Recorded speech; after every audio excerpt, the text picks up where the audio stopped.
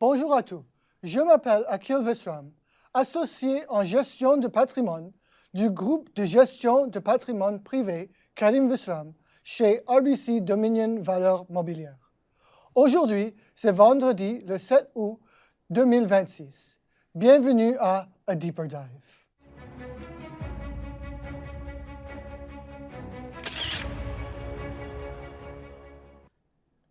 Je suis vraiment content que vous soyez avec nous aujourd'hui.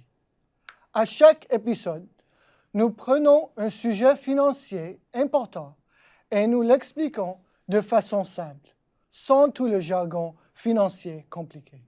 Soyons honnêtes, nous sommes entourés d'informations financières. Regardez la télé, scrollez sur les réseaux sociaux ou lisez les nouvelles. Et tout le monde a une opinion sur ce que vous devriez faire avec votre argent. C'est stressant. Et bien sûr, si vous écoutez tout le monde, vous allez finir par faire le contraire de ce qu'il faut. C'est exactement pour ça que nous avons créé cette série, pour vous aider à trouver l'information importante dans tout ce bruit.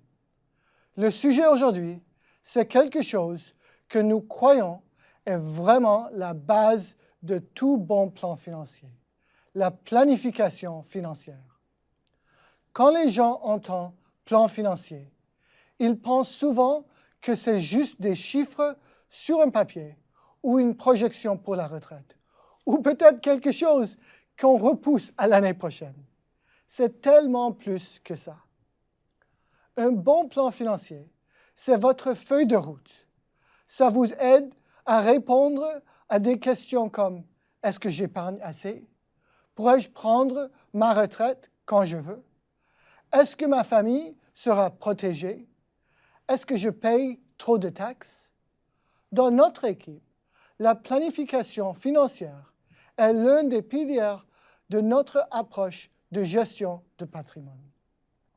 Avec la gestion de placement, la planification fiscale, la planification de succession et la relève d'entreprise, tout ça travaille ensemble vers les mêmes objectifs. Chaque famille avec qui nous travaillons reçoit un plan financier complet parce que nous croyons qu'investir sans plan, c'est comme partir en voyage sans GPS. Vous allez peut-être arriver, mais ça va prendre plus longtemps, coûter plus cher et il y aura des détours inutiles. Maintenant, je pourrais parler de planification financière pendant 20 minutes, mais nous avons pensé faire venir quelqu'un qui a vraiment aidé plusieurs de nos clients à préparer leur plan financier. Il est vraiment compétent, il parle les deux langues et heureusement aujourd'hui, il utilise ses connaissances pour aider nos clients. Hassan, bienvenue à A Deeper Dive. Merci. Pour ceux qui ne vous connaissent pas, pouvez-vous nous parler un peu de vous et de ce que vous faites? Tout d'abord, merci de m'avoir invité pour votre vidéo. Je m'appelle Hassan Basli, je suis un conseiller en planificateur financier chez RBC Gestion de patrimoine Dominion Valeurs Mobilières, ici à Toronto. Je détiens le titre de planificateur financier certifié et cela fait maintenant 7 ou 8 ans que j'aide les gens à y voir plus clair dans leurs finances et tracer un chemin vers leurs objectifs. On ne bâtit pas... Au quotidien, mon travail consiste à prendre quelque chose de ce qui peut sembler intimidant, l'argent, l'impôt, la retraite, et en faire un plan simple et personnalisé. Donc, je suis ravi d'être là aujourd'hui pour parler de planification financière et je l'espère la rendre beaucoup plus accessible pour les personnes qui nous regardent. Merci beaucoup, Hassan. Bienvenue à A Deeper Dive. Merci. Hassan, premièrement, quels sont les composants clés d'un bon plan financier et pourquoi ce cadre est-il si essentiel pour tout le monde? Très bonne question. Un plan financier global couvre environ 7 composantes. On a vos liquidités, l'argent qui rentre et qui sort, vos dettes, l'assurance, vos placements, la planification fiscale, la retraite et votre succession, c'est-à-dire ce qu'il advient de tout ce que vous possédez après votre décès. Vous voyez cela comme un plan de construction de vos finances. On ne bâtit pas une maison sans plan, sinon vous pouvez vous retrouver avec un escalier qui ne mène nulle part. Et pourquoi est-ce que c'est essentiel pour tout le monde? Parce qu'un plan, ce n'est pas une question de combien d'argent vous avez. C'est donner une mission à chaque dollar que vous possédez. Que vous gagnez 50 000 dollars par an ou 500 000 dollars par an, un bon plan transforme votre argent en progrès vers la vie et les objectifs que vous souhaitez atteindre. Il remplace le stress et l'incertitude par de la clarité et une direction. Et ça, je pense que tout le monde mérite d'avoir ça, pas seulement les gens fortunés. Vraiment, vraiment. Merci beaucoup, Hassan. Hassan, pouvez-vous expliquer à nous chaque composant d'un bon plan financier et comment elles s'interconnectent? Absolument.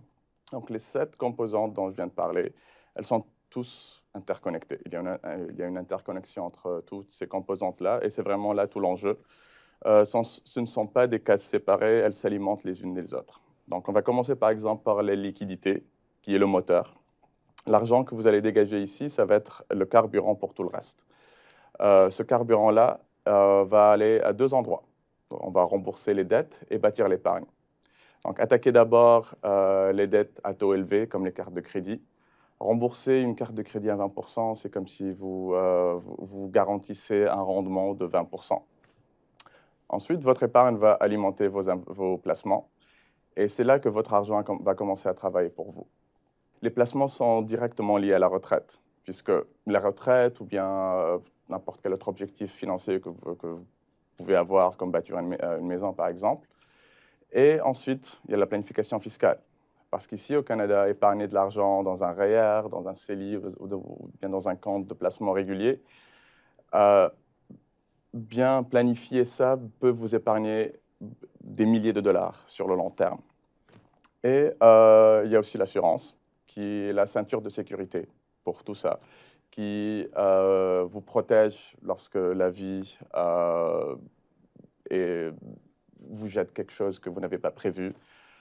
Et enfin, il y a aussi, bien sûr, la planification successorale qui assure une transition sans problème de tous les actifs que vous allez bâtir pour qu'ils puissent passer aux personnes que vous aimez après votre départ. Et si n'importe quelle pièce n'importe quelle composante change, les autres vont aussi changer. Donc, c'est important de toujours être à jour et faire en sorte que votre plan soit solide et que votre plan vous aide à vous protéger de tout ce que la vie va vous jeter dans la face. Oui.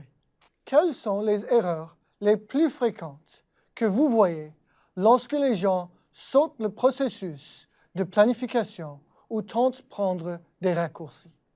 La plus grande erreur, je dirais, c'est vraiment avancer à l'aveugle. Prendre de grandes décisions financières sans vraiment savoir c'est quoi l'objectif, sans se demander qu'est-ce que je cherche vraiment à accomplir. L'argent sans objectif a tendance à tout simplement disparaître. Juste après, je dirais ne pas avoir de fonds d'urgence. Parce que n'importe quoi peut arriver dans la vie, que ce soit ça se peut que vous ayez besoin d'argent, que ce soit pour réparer une voiture, une perte d'emploi, un divorce, un mariage, etc. Donc, si jamais vous n'avez pas de fonds d'urgence et que vous vous retrouvez dans ce genre de situation, vous allez avoir recours à des dettes et ça peut détruire tout le progrès que vous avez fait les années auparavant. Ensuite, je dirais, il y a les émotions qui dictent les placements. Les gens achètent quand les marchés sont hauts, ils vendent en panique quand les marchés sont bas. C'est exactement l'inverse de ce qu'il faut faire. Un plan vous garde stable quand vos émotions s'emballent. Une autre erreur fréquente, c'est ignorer l'impôt. Se concentrer uniquement sur le rendement généré par vos investissements sans penser à l'impôt que vous allez devoir payer sur ce rendement ou ce qui va vraiment vous rester après avoir payé les impôts. Enfin, la dernière erreur, je dirais, c'est traiter chaque élément séparément. Par exemple, régler le problème de vos placements, mais négliger l'assurance, ou bien épargner fort, mais sans jamais rédiger de testament. Le raccourci semble toujours plus facile, plus rapide, mais il coûte généralement plus cher sur le long terme. Alors, Hassan, pour quelqu'un qui nous regarde, et n'a pas encore un plan financier. Quelle est la première étape à franchir? Et comment un plan financier global peut-il aider à démarrer? La première étape est vraiment plus simple que ce que le monde pense. Il faut juste faire le point. Avant de planifier quoi que ce soit, il faut d'abord savoir où est-ce que vous en êtes aujourd'hui et il faut savoir où est-ce que vous voulez aller. Donc, asseyez-vous et répondez à 3 questions. Qu'est-ce qui sort et qu'est-ce qui rentre chaque mois en termes de liquidité? Qu'est-ce que je possède et qu'est-ce que je dois en termes de dette? Et qu'est-ce qui compte vraiment pour moi? Acheter une maison, prendre ma retraite à 60 ans, l'éducation des enfants. Pas besoin de logiciels sophistiqués pour ça. Vraiment, il suffit juste un simple bloc-notes, va faire très bien l'affaire. Une fois cette image en main, les priorités sont généralement les mêmes pour la plupart des gens. Bâtir un fonds d'urgence pour que la vie ne vous fasse pas dérailler et s'attaquer aux dettes à taux élevés. Et c'est là qu'un plan prend vraiment toute sa valeur. Il prend toutes ces inquiétudes éparpillées dans votre tête et les transforme en une série d'étapes claires et priorisées. Au lieu de « je me sens en retard et je ne sais pas quoi faire », ça devient « voici l'étape 1, voici l'étape 2 ». Ce passage de l'anxiété à la direction, c'est honnêtement ce qu'un bon plan vous rapporte de plus précieux. Et vous n'avez pas à le faire tout seul. À quelle fréquence faut-il revoir et mettre à jour son plan financier? Qu'est-ce qui déclenche le besoin de l'ajuster? Je dirais une révision de votre plan financier devrait se faire au moins une fois par an ou bien une fois toutes les 2 ans. Ou s'il y a quelque chose dans la vie, un changement majeur dans votre vie, mariage, divorce, décès, vous avez des enfants, si jamais ce genre d'événement se produit, il faut absolument revoir votre plan financier. C'est comme aller voir un médecin, même lorsque vous vous sentez très bien, juste pour faire un check-up, par exemple. Donc, c'est la même logique qu'avec un plan financier. Même si tout va bien, il n'y a pas eu de grands changements, juste aller vérifier si tout va bien. Ensuite, nous, lorsqu'on construit un plan financier, on simule des scénarios, les what if et si. On a un plan de base, mais on teste aussi les scénarios, les pires scénarios. Mettons, par exemple, vous avez pris votre retraite et vous voulez savoir combien est-ce que je peux dépenser chaque année en plus de ce que je dépense déjà avant d'épuiser toute mon épargne. C'est quoi ma marge de sécurité en termes de dépenses?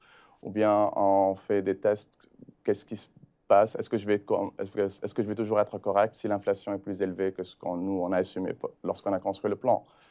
Ou bien jusqu'à quel âge mon argent va rester? Est-ce que ça va me suffire? Est-ce que je vais épuiser mon argent à 100 ans, à 105 ans, à 95 ans? Donc, toutes ces différentes composantes, c'est l'une des raisons pour lesquelles il faut vraiment revoir les plans fréquemment. Et juste pour faire en sorte, parce qu'un plan financier, ce n'est pas quelque chose qui est figé dans le temps, ce n'est pas quelque chose que vous allez faire juste une seule fois. C'est quelque chose qui devrait toujours être revisité, parce que si jamais il y a un changement dans la vie, on va devoir prendre un autre chemin, avec toujours en tête le même objectif qu'on s'est mis au départ. Donc, on revisite le plan s'il y a peut-être une façon plus simple, plus efficace d'arriver à ce point-là, à cet objectif-là. On change le plan parce que c'est flexible et on fait les changements nécessaires pour arriver plus rapidement, plus efficacement à notre objectif. Hassan, avec tout ça, très bien conseil, beaucoup d'aide pour nos spectateurs. Dernièrement, quel conseil donneriez-vous à nos spectateurs aujourd'hui? Le seul conseil vraiment le plus important, je dirais, il suffit juste de commencer. Il faut arrêter d'attendre de se dire je vais faire mon plan financier lorsque je vais avoir assez d'argent ou bien lorsque je vais avoir assez de connaissances en termes de planification financière. Parce que l'ingrédient le plus important de tout plan financier, c'est le temps. Le plus tôt que vous commencez à bâtir vos objectifs pour le futur, le plus facile et le plus rapide ça va arriver. Donc, un petit pas aujourd'hui vaut beaucoup mieux qu'un plan parfait que vous ne cessez jamais de reporter. Alors, mon conseil, je dirais vraiment, commencez tôt, commencez modestement, soyez discipliné, et votre futur, va vous en être très, très reconnaissant. Merci beaucoup, Hassan, pour nous rejoindre, pour Elle nous a m'avoir aidés invité. avec tous les bien conseils pour une bonne plan financière. J'apprécie vraiment que vous soyez avec nous et vous nous aidez à rendre une plan financier moins intimidant. Ça me fait plaisir. Si vous retenez une seule chose de notre conversation aujourd'hui, c'est ceci. Un plan financier, ce n'est pas juste de l'argent, c'est votre vie. C'est vous aider à prendre de bonnes décisions aujourd'hui pour vous préparer pour demain. Que vous commenciez votre carrière, que vous éleviez une famille, que vous dirigiez une entreprise ou que vous pensiez à la retraite. Avoir un plan clair vous donne une direction et la paix d'esprit. Si vous n'avez pas encore de plan financier ou si le vôtre n'a pas été mis à jour depuis quelques années, nous aimerions vraiment avoir la chance de vous aider. Appelez-nous à 416-956-8888 ou envoyez-nous un courriel à teamkarim@rbc.com. Il n'y a aucune obligation. On va juste discuter de où vous êtes maintenant, de où vous aimeriez aller et de comment on peut vous aider.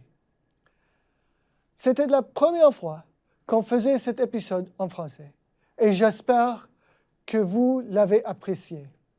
N'hésitez pas à nous envoyer vos commentaires. Si vous avez aimé cet épisode, abonnez-vous à notre chaîne et activez la cloche pour ne pas manquer les prochains épisodes de A Deeper Dive. Merci beaucoup de nous avoir accordé un peu de votre temps aujourd'hui. À bientôt, restez investis et n'oubliez pas, les grands projets financiers ne se font pas par accident. Ils se font avec un plan.